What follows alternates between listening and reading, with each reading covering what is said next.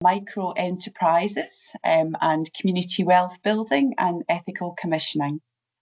And if this is your first time here, because you may be from commissioning or from finance or maybe community capacity building, economic development or a provider, a particularly warm welcome. It's lovely to stretch out and engage with colleagues who are involved in different parts of helping self-directed support work well. So very warm welcome to you. We do record this session because we put everything that we record from the seminars in the self-directed support library, which is on the CAyr Inspectorate site, and Callum will be able to put a wee link in the chat for you. But that's where all our resources and many more good practice resources are around self-directed support. So thank you for that, Callum. So when I was thinking about the introduction today and that context for micro enterprises who offer personalised support or care or well-being or community connections, I was thinking about the constantly changing social care landscape in Scotland. And I was thinking primarily about the independent review of adult social care, the self-directed support framework of standards. I was thinking about the post-legislative scrutiny, I just about did say that right, report 2, and also all the work around the National Care Service. So a really, a massively changing landscape, and these works are huge amounts of evidence around what is our current sort of state of play around self-directed support implementation. So we're not short of evidence about what is working well and maybe not, what's not working as well. And I think I was particularly drawn to Derek Feely in the independent review when he talked about changing that paradigm around social care, and perhaps it's needed right now even more, that changed reframing of social care. And he talked about social care not being a burden but being an investment. He talked about the change from transactions around budgets to opportunities and relationships. And he primarily talked about seeing social care as a springboard and not a safety net. So that really inspired me. I'm always really quite inspired around social care. I love it, but it was really about that reframing of it and changing that paradigm. And then I thought about our self-directed support standards that describe what good self-directed support looks like, and particularly our standard 7 around flexible and outcome commissioning, and how we talk about the practice being about commissioning of support and services that start with what matters to people and what they need to help them to live the life that they choose. So that's in our standard. And then I went back to the post-legislative scrutiny and asked what the committee said about commissioning. And they said that they recommended that collaborative commissioning models and developing a marketplace of a variety of providers would lead to substantial improvements in the implementation of self-directed support. So I think it's within this landscape and thinking about that idea of a springboard and those opportunities and our ability to collaborate. I mean, look at today, we've got nearly 60 people in the room from the variety of spaces where people are thinking about care and support in the best possible way. So I think it's within that springboard of opportunities and our connections with local communities, our understanding about the power of local communities, place-based commissioning, 20-minute neighbourhoods, place-based, collaborative, all of that.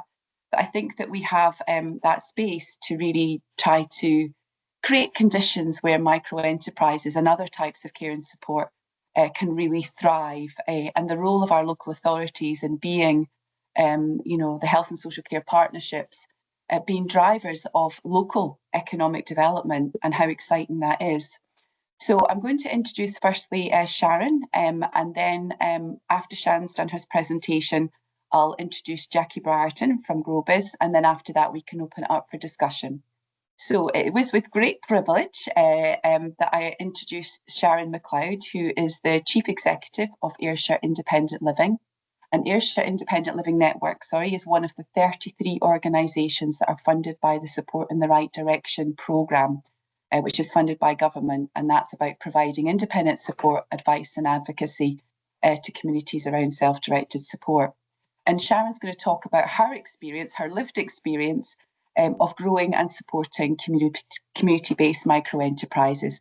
So I'll hand over to Sharon just now. And then, as I said, once Sharon's done her presentation, I'll introduce Jackie Brierton and then we can have some discussion. So thank you very much. It's so lovely for you to be here. A great thank you from the team for coming along. And I'll invite Sharon to start her presentation. Thanks, Sharon. Morning everyone. Apologies, my camera keeps clicking off. It says it's on and then it says I've got a fault with it and it's clicking off. I am so sorry. I was there a minute ago. Callum, I just sent across a presentation. Sorry for the late notice. It was Jackie and I were looking at it last night. No problem. Callum is really used to that. He just kind of rolls his eyes at me, but he just knows that that's probably part of the course. Callum, are you okay with that? Yep, just give me a second. You're fantastic. He's like the swan. He's always so calm on the surface, and then underneath he's paddling because Donna's given him 50 million last minute things to do. So thank you so much, Callum. And then I just added to it. Apologies, Callum. Be all right. Okay, hang on a second. That's brilliant. Oh. Star, Callum. Thank you. Thanks, Sharon. Thank you.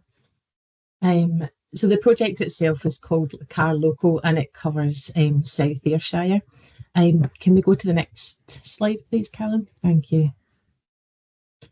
So CAyr Local is a partnership between Ayrshire Independent Living Network and GrowBiz. There was a third partner involved initially at the sort of offset, and that was Ayrshire Beats. But unfortunately, Ayrshire Beats were really supportive at the very beginning, but then they felt that they had sort of came to a natural point of end. And then it was better placed with just AILN and GrowBiz. So the project itself was within South Ayrshire.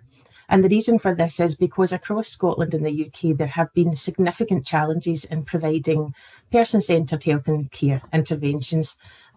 These are common across the board, but rural areas, they can be more pronounced. So we felt that change was vital and it required leadership and resource. So the micro project has grown over the past 10 years or so across Scotland and the UK, and really good examples of this are in Somerset, where there's over 600 plus micros that's part of the health and social care landscape. Social care is undervalued and it is a major economic sector and has enormous potential to be a driver of inclusive economic development locally and nationally. The micro enterprises promote social equity and social equality by offering personalised, community-based care services that are accessible, inclusive and tailored to suit individual needs. It focuses on personalised and flexible care, affordable services, community-centred approaches, creating job employment opportunities, and it also is inclusive services for all within the community. It reduces barriers to social care, and it's empowerment and provides advocacy because the many of the micro enterprises involved, they use their service users and decision-making process, promoting their voice to shape the care that they receive and the support. It's the geographic and social reach because it operates locally and especially in underserved rural areas. And the micro enterprises extend care services to communities that might be overlooked by larger providers because they're harder to get to. So for us within South Ayrshire, the context for the micro was informed by the significant unmet need. There was a significant number of people who've been identified as having critical levels of need, and also lower levels of need that could not be addressed with traditional models of care, because of the local supply issues. It came down to pre-eligibility need that should be supported earlier, again getting back to that early intervention and prevention, and the frailty pathway work, which is meant to identify people pre-crisis and try to mitigate health and care needs. It was also the review of adult social work, so the local review practice identified significant areas where practice could be strengthened and interventions enabled before people reach more significant levels of need. Also self-directed support. The local patterns of self-directed support options suggest quite a lot of variations between area teams and in potential to embrace much wider use of the different options. It was also a cultural context, so it's underpinned by a cultural landscape which can be risk averse and not risk enabling. Initially started by a small group, so all with the same mindset, and they were looking to form and look at the viability and appropriateness of such provision within South Ayrshire. As I say, the group consisted of multiple partners, so myself and within Ayrshire Independent Living Network, GrowBiz, we had the third sector interface, our colleagues at Health and Social Care Partnership, and within the Community Wealth Building team. The proposal was to establish a pilot that might work, that would provide evidence of both need and of the micro enterprises, but also that the micro enterprises route was a significant future way of providing support. So the aims of the project was to support local people set up small enterprises, and that would be carried out by GrowBiz, that Jackie will mention later. They were to offer care-based support services to provide personal, flexible and responsible support and care. It was also to give local people more choice and control over the support they can access, and also offering a safe alternative to more traditional care services, and offer reassurance that the micros had all the relevant paperwork in place to be self-employed, reducing the risk to people and the local authorities. Also, the micros support preventing the need for local authority in-house solutions that require significant setup and ongoing staffing. The pilot was developing an online directory of the micro enterprises for people organisation, the health and social care team to access, and that's constantly updated as new micros come onto the directory.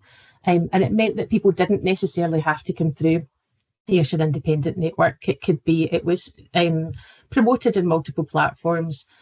People could contact the micros directly themselves, or the Health and Social Care Partnership or third sectors could also contact them. And that gave them a chance to speak to them first and to understand what support they provide and if it was in their area. So the pilot was initially targeted in 3 geographical areas, all different in rurality and demographics. But the focus was initially around securing funding for the partners, creating the brand and understanding the partner roles within the project and how we could work collaboratively together to ensure a smooth process for potential micros and people in accessing it within the support. So once the funding was secured, the focus was on recruitment of staff within the project, scoping relevant partners to gauge interest and promote understanding and the aims of the pilot. The next slide, please, Callum. Oh, I think I've just jumped past that. Sorry, can we go to the next one?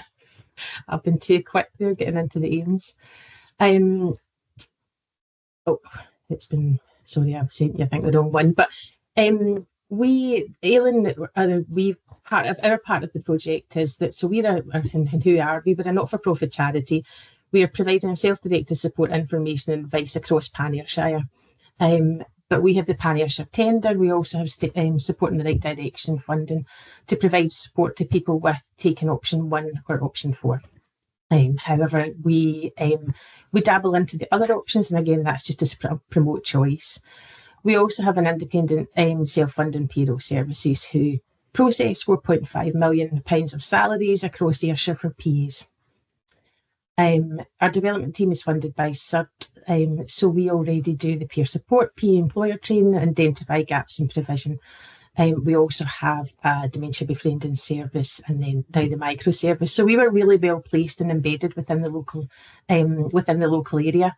And we'd already built up those relationships and we had that knowledge and understanding of the self-directed support legislation, recruitment concerns, the lack of provider provision. And we also had an existing client base of people using SDS budgets. So we were aware again that the challenges that people were having, and we knew that the people needed that instant support and that instant access to it. And again, it was another source of support for putting back choice into the local economies. Recruitment is difficult. It can take time to set up a budget. People do want autonomy and choice and control over how their budget is spent. They want to be able to have a say in it, but it's not always possible when depending on the hours of support that's been given and over the days. So currently now we're 2 years in from the very first discussions, and I'm pleased to say that AILN have now got multi-year funding for the micro enterprise project. There is 1 full-time member of staff and 2 part-time members within the AILN side of the project. We've created robust processes and good guidance guides for micros and people tapping into the support. And that's just to ensure transparency and for the micros to understand, although we're not regulating them, that they are expected to follow the health and social care standards. There's also a level that of support that we expect to be provided. And that's why we've created agreements, and the agreements are there so that the person accessing the support understands support's receiving and what's expected of them. So for things like if they were to cancel the day before, they're still expected to pay part of that, the micros, because at the end of the day, the micro is a business. And they are trying to earn. So they have to have some safeguardings in place for them. But we have a constant flow now of referrals coming from different multiple pathways. So from self-referrals, because it's not just for self-directed support budget, it is for people that are self-funding or using benefits. We support people to get access to their attendance allowance, and then they can use that to top up or to purchase additional support. But we've now got referrals coming in from social work, third sector, and even the local hairdresser is referring them to AILN. Which is fantastic. At our last count in September, there are currently 19 micro enterprises with an average referrals per month going to GrowBiz, because Kirsty would send the referrals for people that are looking to become a micro across to GrowBiz. So they're sort of averaging of 3 to 5 a month, but not all referrals become micros. So we do expect a drop off. It's not for everyone. Self-employment, they have to have the responsibility of managing their own business, but they do have that support from GrowBiz. There is now currently 48 people supported in South Ayrshire. It's equating to approximately 896 hours of support per month, but that works out approximately 18,000 per month. And that's we've looking at within a kind of fair pricing strategy, because we know that there's self-employed providers out there that are charging upwards of £35, where the micros are looking to work within £17.50 to £20.50, depending on the level of support that they provide and the distance they need to travel. So all these things are taken into account, and the person is aware of what that cost is. If anyone was to start, if they were to start putting the prices up, that it was to an unacceptable level. And it would be then that we wouldn't hold them on the directory. And it's up to them what they do after that, but we wouldn't then recommend them or put them on this directory and promote them across Ayrshire.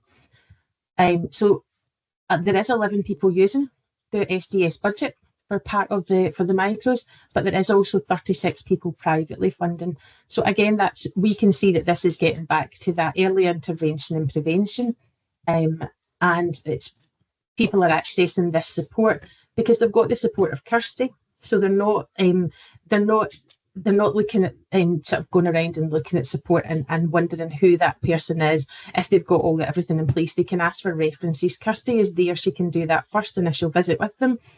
She does it with social work, but she can also do that with go out and visit people, understand what support they're looking for, and then introduce the micros that person has looked through the directory and said, actually, this is the right person, or can I meet this micro?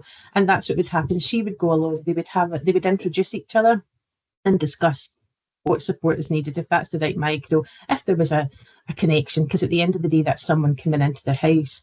We want people to understand they can ask for references, updated PVGs, that they can ask for copies of indemnity insurance, etc.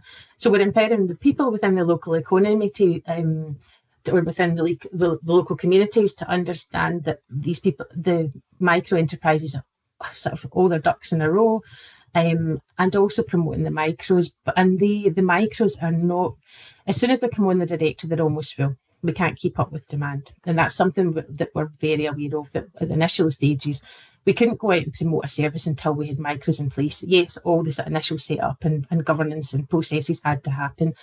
But to go out and promote a service that you've not got anything there, people were desperate. People needed that support instantly.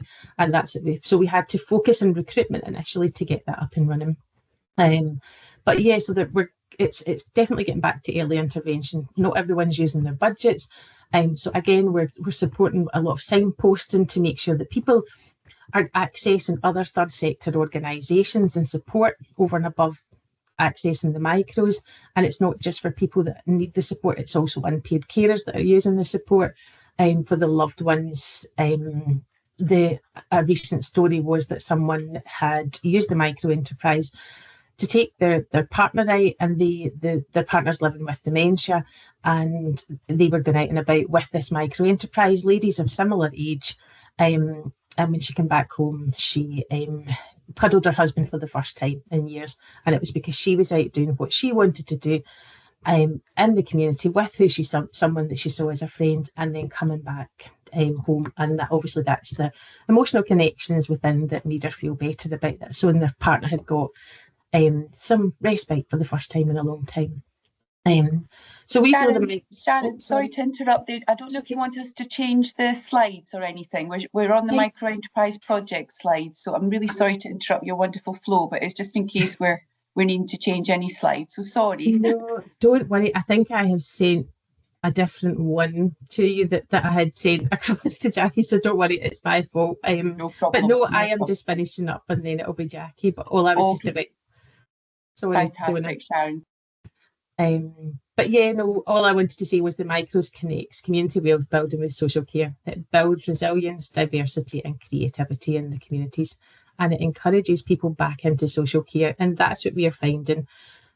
We have one of our micros has come back because they had left social care because of the demands on them, and they've came back into social care because their mum had 48 different carers coming in 1 year, and her mum was living with dementia.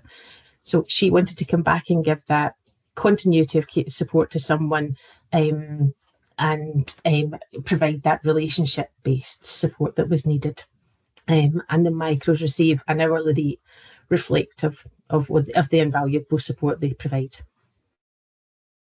That's me. Thank you very much, and apologies for the mess up of the Sharon, not at all. No, that's don't worry about the slides. What you were telling us was just incredible. Thank you so much. What I'll do now, I'm assuming that it's going to be our wonderful Jackie next. So I'm just going to actually introduce, thank you, Sharon. And then I'm going to introduce Jackie Brierton, who is the CEO of GrowBiz, who supports anyone who's considering setting up a self-employed or a small business in rural Scotland. And I have to be very honest and transparent, as we are in the unit, that Jackie was in fact my mentor and my coach over 5 years ago, when I had a small micro enterprise providing personalised care and support in a remote rural area. And I got together with other micros to become a cooperative because Jackie was, as I said, our mentor and chief supporter in that. And Jackie didn't only understand business development, but she understood relationships and the power of communities. And she also had a deep and personal understanding of what good personal care and support would look like.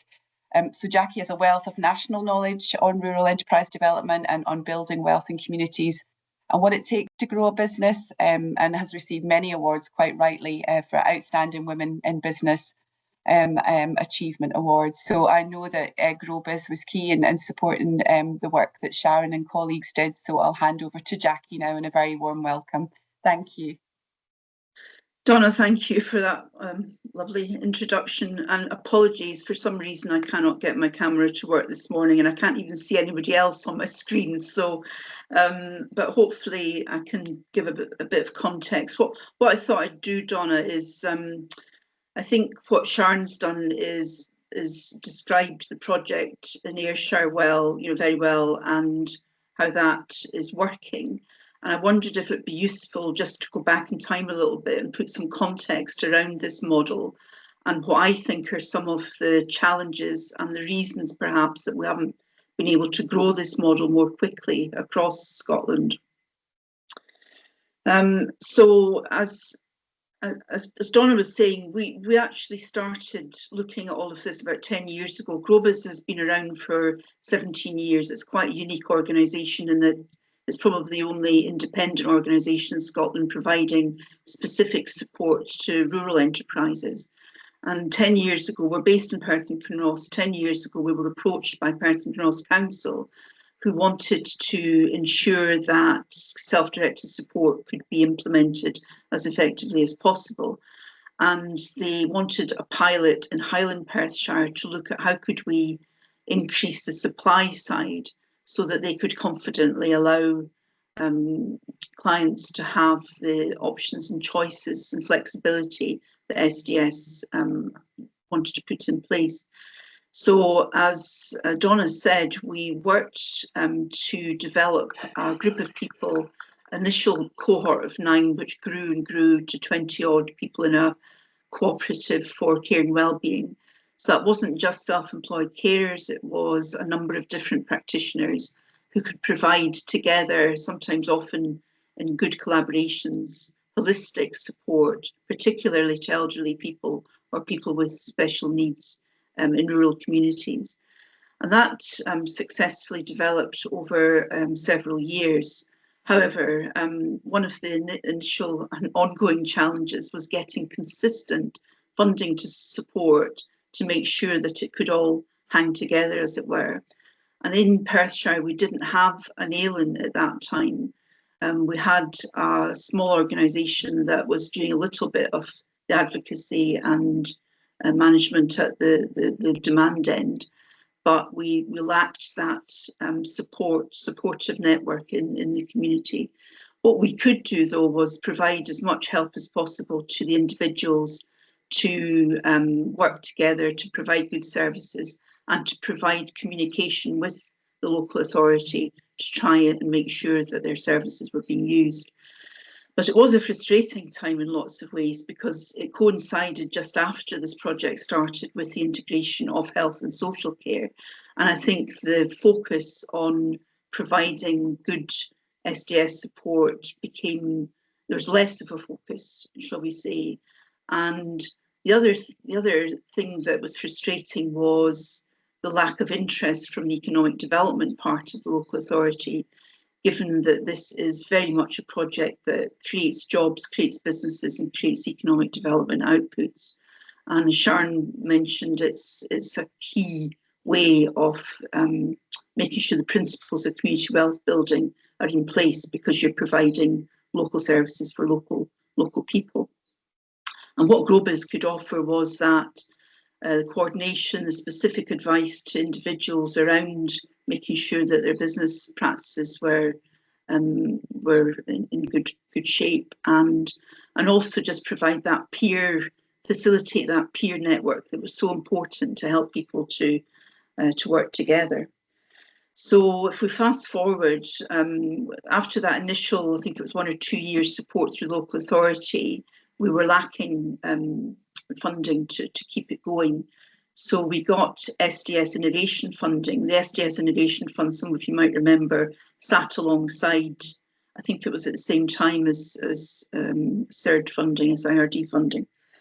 However, after 3 successful years of getting that funding, that fund was terminated. But it was terminated long before we'd really embedded that model and managed to get it to make it a sustainable way of going forward. And of course, we then got interrupted by COVID, and generally it was really difficult for that group of people to keep going without that central support.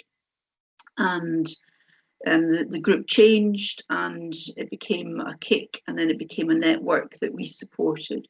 So we still have to this day in Perth and Kinross a very strong network of care and wellbeing practitioners.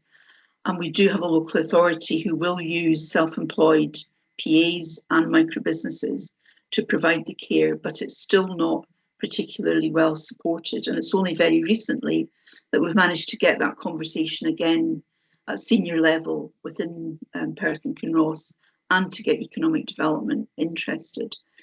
And just a general reflection, as Donna and Sharon have said, that this is about creating economic development opportunities, employment opportunities within communities. And I think one of the reasons it's been difficult to support it from that angle is that macroeconomic policy in Scotland is not really interested in that micro approach to providing services. It's much more focused on bigger business, scale-ups, technology-based businesses, etc. So I think any support from anybody in the network around that, creating that dialogue with economic development colleagues, is really helpful. And that's what's been so great working on the South Ayrshire project. So we were approached, I think it was more than 2 years ago now, to look at whether we could be part of this pilot, providing the business support part, with AILN providing the support within the communities and the client end.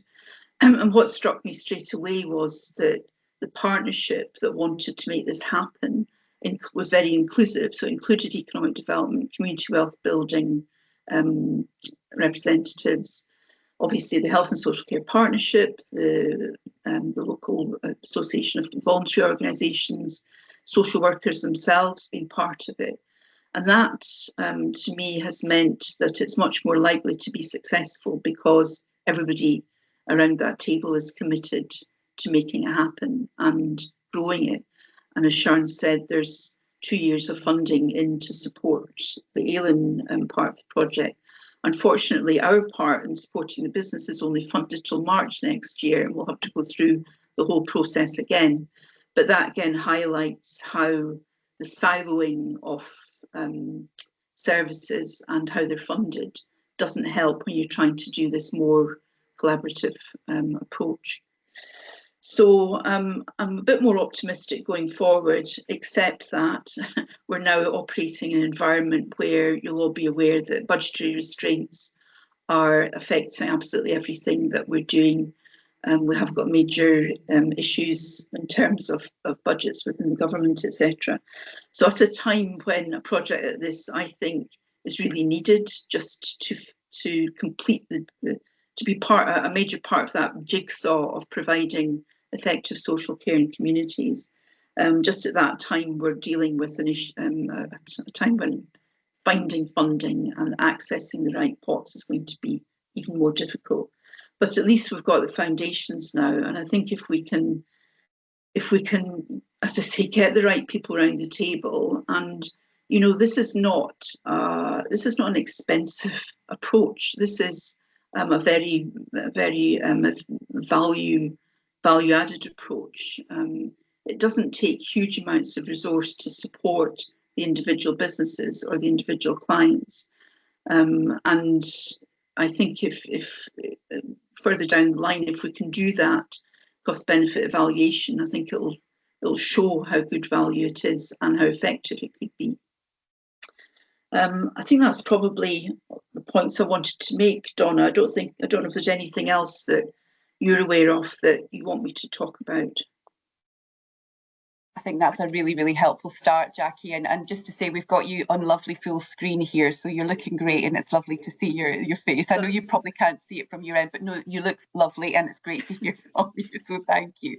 We've got lots of chat, Jackie, we've got lots of comments in the chat. So I think what I'd like to do is to invite people who feel okay about raising their questions in the discussion, because that gives us about 25 minutes, which is great timing. So a massive thank you to Sharon for giving us that kind of local context and the, I guess, you know, the opportunities and the challenges and what you did, and then Jackie to kind of give that overall, that national perspective and context for how we grow different ways of providing personalised care and support. We know that service land is reducing. We know that we need to do it differently. And this is just one way that local authorities, health and social care partnerships can really embrace their role as key economic drivers, you know, as commissioners, as you know, the opportunity they present to create conditions where micros and others can grow in communities. So I'm going to open it up to questions.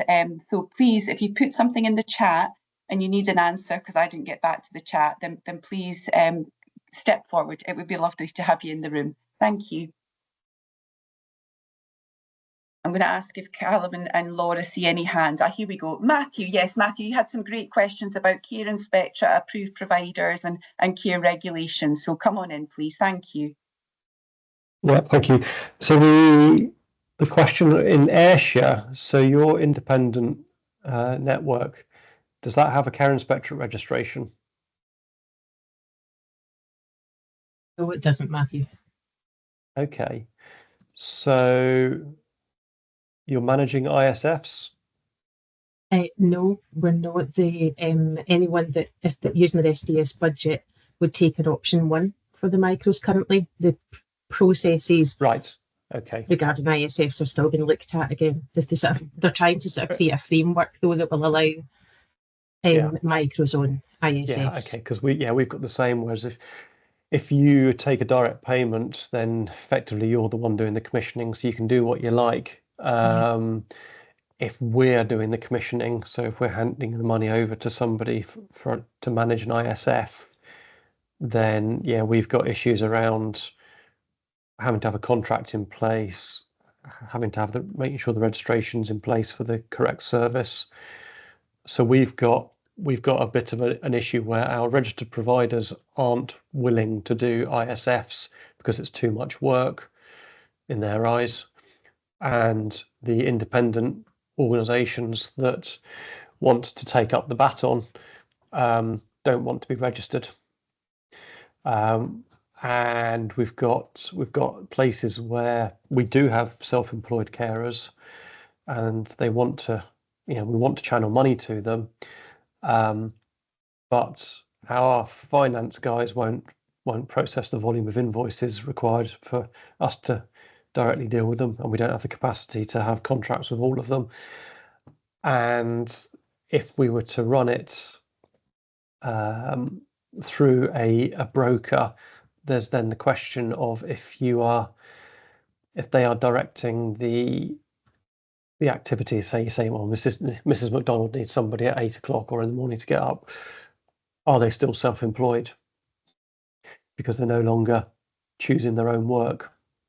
So there's a few kind of contradictions that need to be ironed out, and I put it in the chat, but I sometimes feel the SDS approach is a great idea, but someone forgot to repeal the Regulation of Care Act.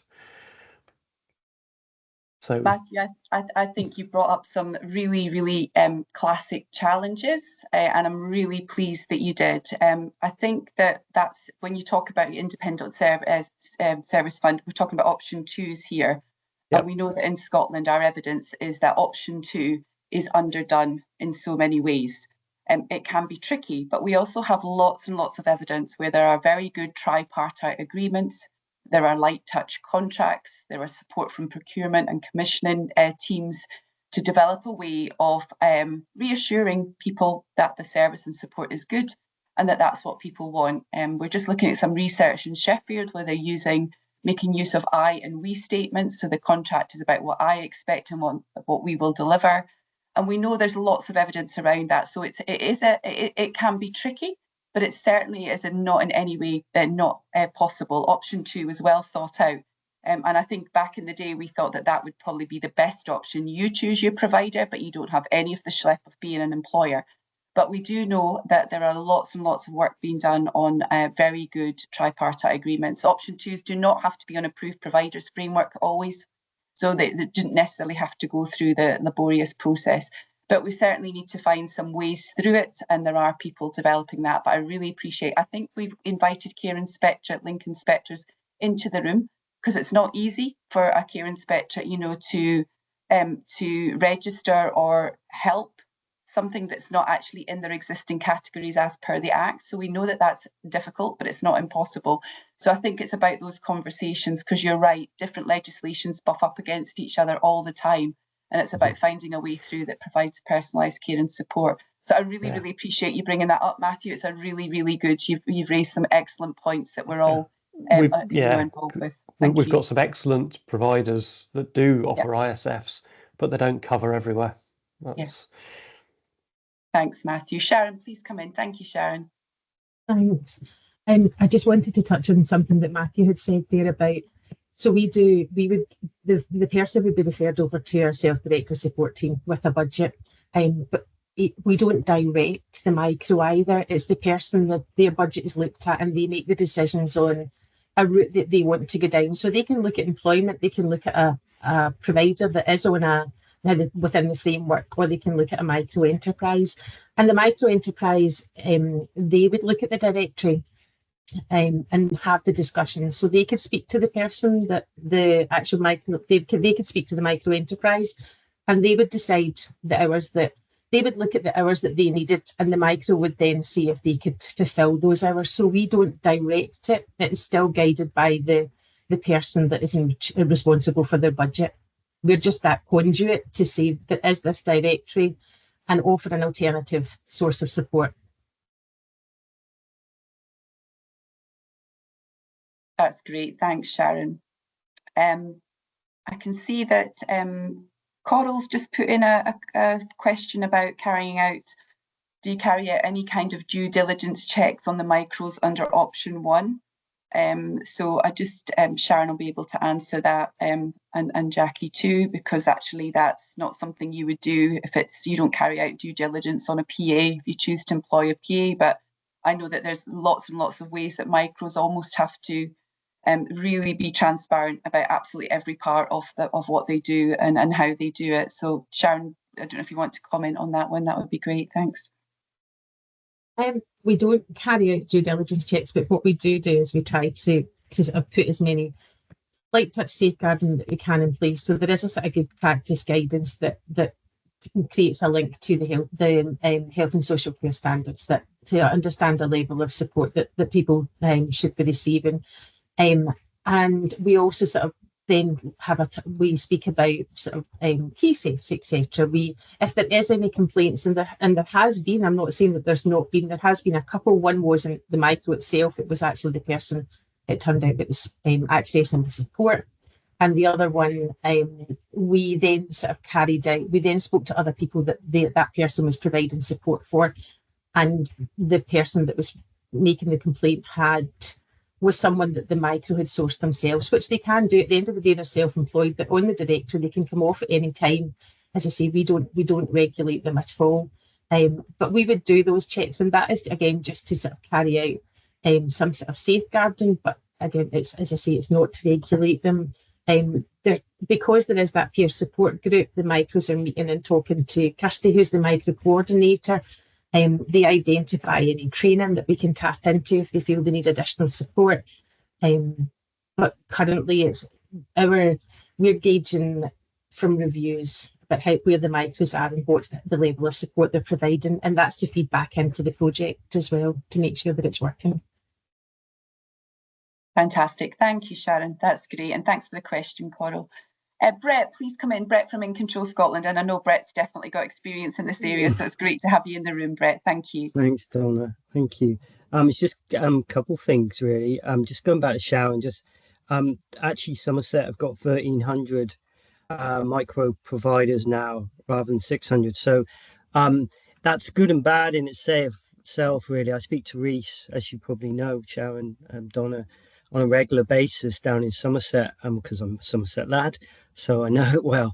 And I think what he would say was, they have 1,300 micro providers, which is brilliant, but it's almost seen as that silver bullet in social care. And I think it was Peter that mentioned that this is a good option, a good choice. And I think that's how people have got to see it, really, as just another option, another kind of choice that people can have, but also workers can have. We've seen, across the UK, across the world, where we have these big organizations and they work for some people, they work for some workers, they work for some supported people, parent carers, but they don't work for everyone. And I think that personal touch and certainly that community approach worked well down in Somerset. I think the other thing that makes that work is the community connectors, the village officers, as they call it down in Somerset, which is such a Somerset name, isn't it? Village officers. They make those connections. They are quite keen not to parachute folk in, but they are people from the area that know people, know what's going on, know the services, can notice, have those conversations with care at home and the people that start seeing if the bins are not going out, things like that. So so it's good and bad, and I keep an eye on Somerset because they're doing it, and I think it's worthwhile to see how they're progressing, but not to make that mistake in that this is the silver bullet, this is the answer to social care in Scotland. Thanks, Donna. Thanks, Brett. Absolutely. And I think that that's what we're all about, is that we need to create those conditions for the emergence of different ways of providing personalised care and support. And quite rightly, Brett, this is one way. And I think it's just about how we create those conditions well so that they can thrive, and different things can thrive. So thank you. Thanks, Brett. Peter, please come in. Thanks for the comments in the chat, Peter. Yeah, I was just going to pick up on what Brett was saying there. He's also a lad that worked and lived in the same island community that I did at one point. And I suppose within that context, I think it's really important to have this option to explore. We were in Shetland, we were part of the thematic review. And there was an inference from the Care Inspectorate, frankly, that we had failed to attract providers into the islands, with completely misunderstanding the local context. I now work in a small rural area on the mainland who equally struggle to get big providers in. And it's as if the kind of market forces and bringing in competition is the ideal and way to go forward in terms of delivering social care, which is absolute nonsense. And I think in the context of a small island community, if you can build your own local support services and also have an opportunity to look at micro enterprise, I think that for me is the way forward, and builds on the kind of what is already a kind of rich landscape within that local community. So I think, Brett's kind of highlighted the fact that choice is good. It's not a silver bullet, but in some areas, taking a very pragmatic and realistic approach, it's potentially one of the key areas that we need to develop. Thanks, Peter. Yeah, certainly our learning, and Jackie would back that up, is about that kind of rural and islands approaches is quite different, and growing local enterprise is almost, that's part of the DNA of those communities. So we would want to build on that. It's not always about bringing in the big companies, absolutely. But thank you, Peter. Thank you. Anne-Marie, please come in. Thank you. Thanks, Donna. The use of self-employed PAs has been a real contentious issue for quite a long time, and there's real inconsistency across the country among different health and social care partnerships, where some will absolutely encourage it and permit it and others don't. So that's a real issue in terms of fairness, etc. For me, I make use of both self-employed PAs and PAs that I employ. Excuse me. And I suppose we can't lose sight of the fact that we live in a completely different environment now in terms of work and flexibility and the demands on people's lives. So I feel like what I've got is a really good combination of that, not just for me, but for also the people who support me. And I say that because they are all women, and they're women who do other things as well as provide some assistance to me. Now, that means that they may have other jobs or they may have other family commitments, but they still, the economic benefits of being self-employed or in some cases employed as a PA are clearly beneficial to those women, and we can't lose sight of that. And I think that can be replicated in a range of different ways and different kind of support arrangements for individuals. And I guess for me, I would really like to see some kind of clarity, and I've been on about this for a long time, around the kind of status of self-employed PAs. And I think the micro enterprise approach is excellent. I'm really encouraged by what I hear, but I can still foresee some of the challenges with local authorities not being happy to permit the self-employed PAs because of all the HMRC issues and the kind of status of them, etc. And it's almost like that can be an excuse for not even engaging in that conversation to begin with. So I think it's been a brilliant presentation, really worthwhile use of time this morning, and encouraging to hear what's happening. And obviously I'm familiar with the Perth and Kinross stuff, but not with what's going on in Ayrshire just now. So thanks very much. It's been excellent, and I think it's a brilliant way to go. Appreciate it's not the silver bullet, but it's another option among a kind of menu of options that exist. So thank you for that. Thank you, Anne-Marie. Absolutely. You know, every single day, I think the self-employed PA issue is brought up. Our work around the direct payment standard on DPs for employing PAs, it's certainly a topic. And I think we'll endlessly, you know, seek what good looks like. We know that the Direct Payment Forum did a study on the status of PAs, and the jury's really out always, which is why we have that inconsistency across Scotland. But I think we should be striving to really look at what good looks like.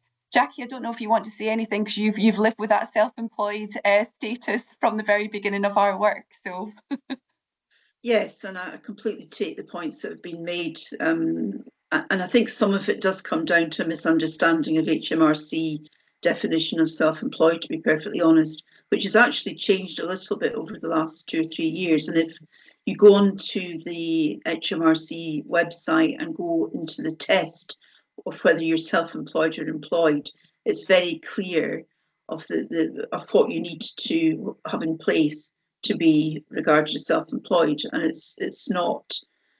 We've never had an issue in the 10 years we've been involved in this.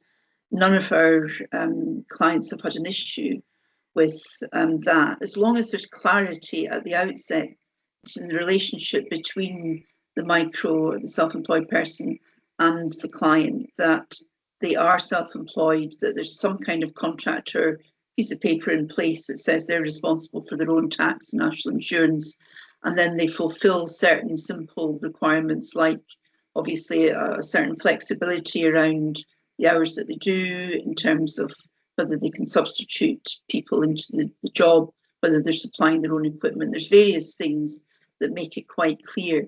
So I think some of the issues around this are based sometimes on a misunderstanding of what being self-employed is, and I think having a look at the HMRC guidelines is well worthwhile. that's great. Thanks, Jackie. And I think, you know, Anne-Marie's point about that inconsistency, where and some, I think in the chat, some local authorities really not saying that you can use your DP for a self-employed, you know, PA. So we do need to kind of like keep working on that. In terms of I know there was a lot on the sort of the regulation, not the registration, the kind of regulation, or that kind of fear that micros may do something, you know, wrong and they're not registered. So does that raise hesitancy amongst leaders in health and social care partnership or commissioning teams about creating those conditions to kind of like grow micros?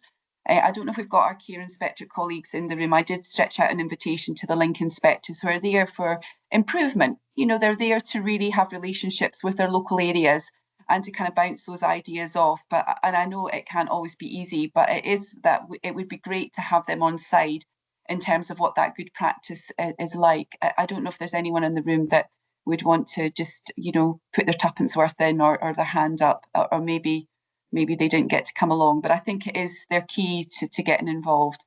And then if they're not here, maybe if there's leaders in the room, leaders in health and social care partnerships who maybe haven't seen their I guess their potential as people who know what unmet need is in their area, you know, and what they can do in terms of stretching out to their economic development departments, to community planning partnerships, to community capacity building teams. We talk about early intervention and community-based ways of doing things, but it's about having the support from those colleagues in those teams to help you when you're trying to run the show. So it was really just if there's anything that we can do within the team or GrowBiz or learning from locals, then we really up for that conversation as well. Any other questions? We've got 5 minutes left, which is fabulous, but anybody like to bring in anything, either their own experience, a comment, something they know about, or something they've not been clear about? Pauline, and you come, although it's not Pauline. It's somebody who's pretending to be Pauline. Well, really sorry. Angus Council does not allow Pauline. Oh, we can't hear you at all. Sorry. Yeah. That's fine. Sorry. Perfect. Pauline's delivering training downstairs on my laptop, so apologies. Yeah. So I think the big issue that we're having, and I would love to speak to you, Jackie, about this, is the HMRC issue. So if we could get in touch, I would be really excited about that. But I suppose my question was around, I think there was 800 odd hours being delivered a month. Do you think there's a reason why there's only 11 people using their SDS budget for this? I don't think that there's a reason. I think it comes down to availability as well until we build up in the micros and what we have and how when they can offer support. But no, I'm not. I think quite often because the micro coordinator embeds themselves in the community and goes along to groups, it tends to be that it's local people that maybe don't want to make those first steps to contact social work and want to do it themselves and have the decisions, and if they're accessing other benefits that they can use it for. I think there is still some work to do in South, and obviously Pauline's involved in looking at the ISF agreements within South and that may make it easier, because quite often people, when they take an option 1 budget, they do have the responsibility of managing that budget. But they do it with the support of AILN. So even which South has been, I think it's been really good that they've allowed people to use the payroll service as well to process the invoices. And again, that takes that responsibility off the person, so that they would just sign the invoice and then send it into ourselves. But I don't think there's a reason. I think just now we're still building momentum. We've got those number of micros there, but they're, as I say, they've been filled as soon as they're coming onto the directory. People accessing them. So I think it will come. There's more social workers now on board. I think it was just that initial period and understanding it, and how does they navigate to how for someone to access it. So that the numbers are creeping up now within the SDS side. So I think it will come. I think it'll be a different picture next year. But I still hope that early intervention and prevention, local people accessing will remain. Thank you, Sharon. Yeah, we definitely do a lot more, Stacey. I think it's interesting. We have a rise in the number of direct payments, not always because it's somebody's choice, but because there is a lack of other services and provisions. And I think it's about people feeling confident that they can, and also that they can grow themselves. Give people a direct payment and the service is not there. They'll often try and create their own care and support. And that's when they need to reach out to people like GrowBiz or to AILN or independent support or DPOs to try and do that. So often, because they might know exactly how it should be delivered. So, but no, thank you for that question, Stacey. That's great. Laura, come on in. Thanks, Laura. Thanks, Donna. Yeah, I guess just related to that question that Stacey asked about, I guess is there something about the types of support and the types of support that people are looking for from micros and the great support that micros can offer? Is it because that tends to sit more in the sort of early intervention where people wouldn't necessarily hit eligibility criteria? So I guess that's one of my questions. But the other was, have we got like evaluation information about what folk are saying about the support that they're getting? Because that would be really interesting to see kind of how folk are responding to the support that they are presumably getting to direct a bit more. You're absolutely right, Laura. It is a lot of support work and access in the community. There's a lot that don't provide personal care and support for the micros. So it is again that label of how complex the support needs are. But yeah, there is evaluation work going on, and that data's being gathered now. It's taken time to sort of get to this stage, and for us to reach that many micros, because there has been, as Jackie will say as well, there's been a few barriers and hurdles in our way that we've had to work through. So now it's starting to, we hope, gain momentum. But yeah, no, we're collating those reviews from people, so asking the questions about how it's working for them, the difference that it's made. So that's starting to come through now. So once we've got that in place, then we're happy to share it. Fantastic, Sharon. Thank you. Yeah, that whole evaluation, and maybe something that we can help in terms of developing self-evaluation. And I know Jackie's done a lot of evaluation in terms of just the value that it brings both to communities, to people, how we do that, and how we capture that. So thank you. So that's us up to just 1 minute past 11. But I just wanted to say a huge thank you to Sharon and to Jackie for sharing their wealth of experience and inspiring us. And also to you for the chat, for all those interesting questions and comments. We do things with these. We take that chat, we go back as a team, and we think about how we can take that to the next, into the next space. But if you want to stay involved, please keep in touch. We'll link up with others who are doing similar work and carry on that conversation. I hope you have a really lovely day. And thank you once again to our speakers and to yourselves, okay? And we'll see you soon. Thank you.